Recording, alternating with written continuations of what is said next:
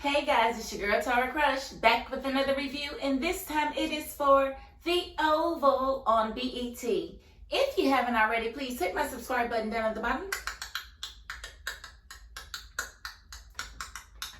Thank you so very much. And this episode was a jam-packed. And you know I love it when they jam-packed, right? But I'm going to try to get right through this information because looks like it's the eve of the season finale next week. So let's see what happened. Okay, so we left off last week.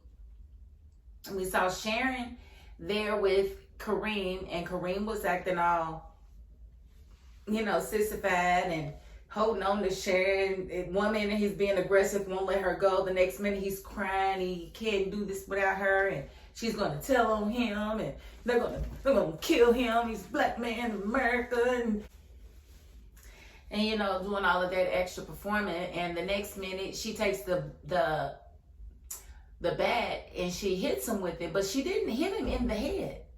She hit him in the arm. How is it this boy has no pulse if she hit him in the arm with the bat and he fell on the table? It makes absolutely no sense unless they flip him over and there's a piece of wood going through his chest or something. It just doesn't make any sense to me. But of course, she gave a great performance, because after it happened, she's trying to get Kareem to speak. He won't speak. Dale calls her and she answers the phone. She's like, she does all this so crazy stuff. So Dale got his own little issues because he at the pharmacy, right?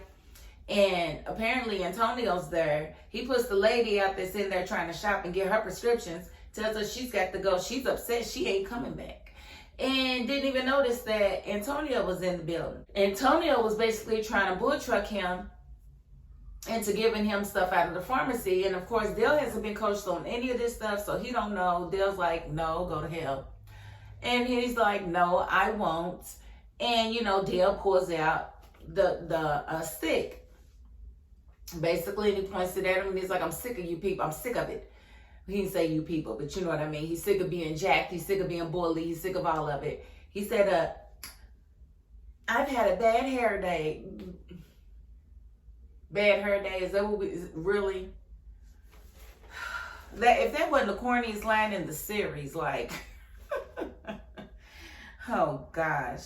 A bitch just had a bad hair day. Shut up. It ain't your fault. It ain't your fault. So, and nonetheless, dude leaves. He's upset, of course, because the drugs belong to the Mexican cartel. And so he goes home and he looks at his own footage because not only did they have the store cameras, he had his own hidden cameras. And so he sees as a Secret Service guy, Alonzo, that comes in and he robs Dale. He sees him take all of those bags and all of those packages. And it's crazy because he sat there and he told, he tells Alan this. And Antonio's like, yeah, it was your boy. And he needs to get it back today. And I don't care. And he's like, what do you mean? Are you sure? He wouldn't do that. He's like, I seen him do it. So he sits there and he's, he questions Alonzo. And Alonzo's like, I didn't do anything. I gave him most of it. Why are you lying? You kept most of it. You gave him a little of what was in them bags. Boy, then Alonzo, I don't understand why you would even lie like that. Like, what was your purpose of stealing all the coke? What would be your purpose, sir? You think you were smarter than they are by taking the camera footage, but no, you didn't take all the camera footage. You didn't see all the cameras. Just dumb.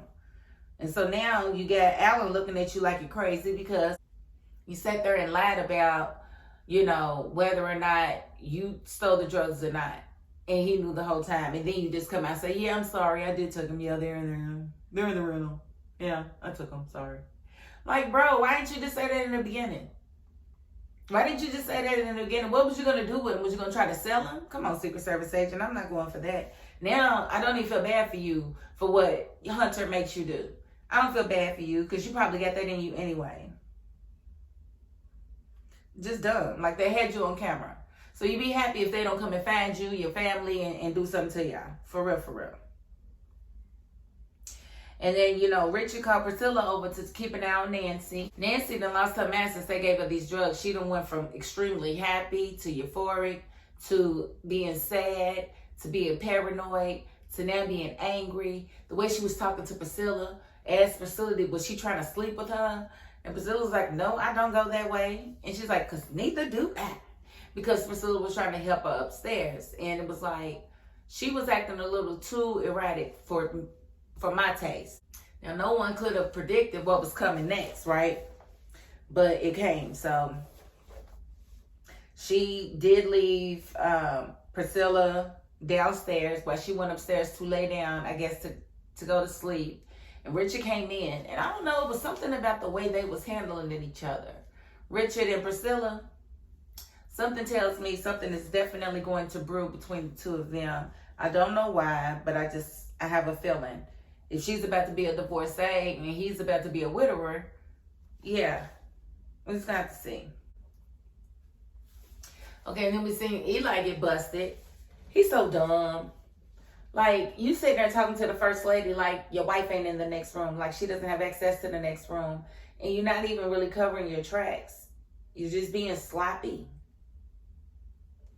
And she caught you. She came in there with her lingerie and she was like, come on, I want you to go make love to me. And you like, I got a lot of work to do. Can I get a rain check? A rain check? Would you rather work on first lady? Ew. I don't understand you, Eli. I don't understand you. But I'm sure that's just the way the script is written. It's why you're doing it this way. But I hope she beats you up. I really do. But she basically caught him on his BS. And because she heard him tell whoever was on the phone that he loved them. Now, he tried to say it was John. She said it wasn't no John because I heard a woman's voice and I heard you say I love you. No, you didn't. No, you didn't. No, you didn't. Dude, yes, she did. Get Shaggy out of here. It wasn't me. Yes, it was. It was you, bro. We all saw you. We all saw you. We all saw you. So stop denying it. It's stupid. So we'll talk about what we see for her next week. And then we have Bobby and Priscilla still about to hunch on each other. And it's like, bro, with everything that's going on, you know, Priscilla dealing with Nancy being in a bad way and with her divorce and whatnot. Bobby dealing with the loss of Lily and, you know, his nagging partner. You would think that they would just take a reprieve and just wait a few moments to try to get it in. But no. Bobby has invited her to the hotel that he stays in with Max. And Max pretty much told him, you know, what are you going to do when Sam comes in here and blows your brains out? And he was like, I'm going to be ready for him. It's like, no, you're not. You're already drinking. You know, Sam ain't going to be drunk. I'm just saying. We're going to have to see how that comes out because she sure did act like she was on her way over there. But we saw a lot transpire after that. So I don't know if she's actually going to make it. Then we see the officer actually calls Lily to let her know that Donald had his pension taken away and that he was pretty much ruining his life and that he wanted to get his revenge. And Lily's like, you need to leave it alone. You need to not do this and blah, blah, blah. He's like, no, I'm coming. I'm coming over there. And so the officer does come and he comes in the house and Lily's like, you have got to leave. There are 3 Secret Service agents outside. He said they're already down. So he done killed 3 Secret Service agents. And now he's wanting to get to Donald. And she's like, you can't do this. It's going to end up bad for you. You're going to die. And he was like, but so will he. And she was just like, he's upstairs. So he's looking at it. He's like, I'm going to do this. She's like, you can't do this. It's going to end bad for you. It's going to end bad for you. And he takes her in his arms and he starts kissing her. And they get hot and heavy. And Lily's like, whoa, ooh, okay, She's almost like she wants to say, now go over and kill him so I can finish you. But, you know, they're kissing and whatever. And she's like, okay, you got to stop. You have got to go. And he was like, no, I'm going to do this. I'm doing this. And just tell them that, you know, I let you go. He asked her if she had a car. And she said, yes. And he said, well, take your car and go. And she was like, no, they won't believe that you let me go. And he was like, yes, they will. She said, no, they won't. And so he punched her in the face. She said, I've been wanting to see somebody do that the whole season, but So she took that as okay, I will get out of here. So she left. He went upstairs and he lit whatever was in the bed up. Now, I'm not convinced that it was Donald laying in the bed. Now, if I would have seen blood, then I would have said yes. Maybe that was Donald. And maybe it was Donald, but I don't see that being him because I didn't see any headshots. Like, why wouldn't you walk up to him and shoot him in the head instead of shooting him 19 times from a distance? And you didn't have that many bullets in a gun, let's just be honest. But he lit the bed up and he left. So I don't know how that's going to turn out, but I just have a feeling that that was some dummy. I don't think that that was Donald. And if it was, good. And then we, of course, do see Hunter asked to go out. He said that was some of the best coke he's ever had. And he asked Alonzo to take him out. Alonzo said he can make that possible. And so Alonzo calls Cal to let Cal know that the president wants to get out. Cal said, well, okay, that's fine. I'll take care of it. And he was like, well, you want me to tell Chief of Staff? He said, talking to me is talking to Chief of Staff. No, it's not, because he matched some holes in him. Your Chief of Staff might be Swiss cheesed up. I don't know, but it would seem pretty doggone dramatic to me. Okay, and so we take it to the house with Richard, and he goes upstairs to check on his wife, and he sees that she is hanging there. Nancy done hung herself on the closet door. He's trying to get her down. He's crying. He's kissing her. He's trying to let her know that it's going to be okay. I particularly think that her body is stiff. I think she's gone. And Nancy is no more as far as I'm concerned. Now, if by chance he was able to get her down, and they were able to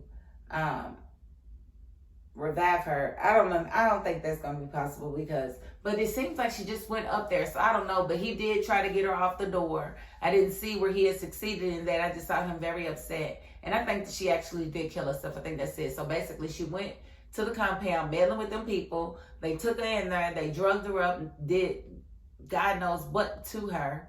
Took her back home, all of them, and issued a threat to her husband. Let her husband know that they had already killed their son, Barry, and that he'd kill everybody else if she ever came back to the compound.